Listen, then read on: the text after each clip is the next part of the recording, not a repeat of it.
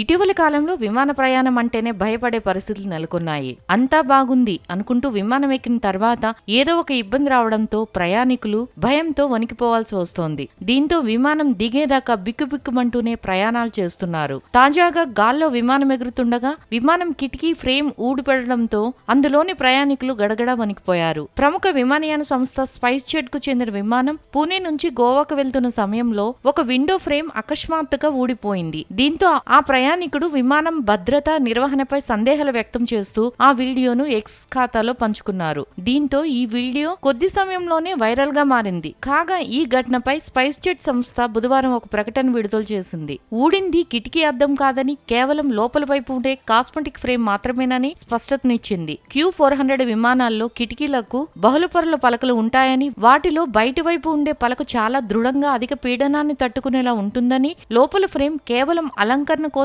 ఏర్పాటు చేస్తామని, కనుక ఈ విషయమై ప్రయాణికులు భయపడాల్సిందేమీ లేదని వివరించింది. విమానం పూణేలో ల్యాండ్ కాగానే ఊడిన ఫ్రేమ్ ను తిరిగి ఫిట్ చేశామని స్పైస్ జెట్ వెల్లడించింది.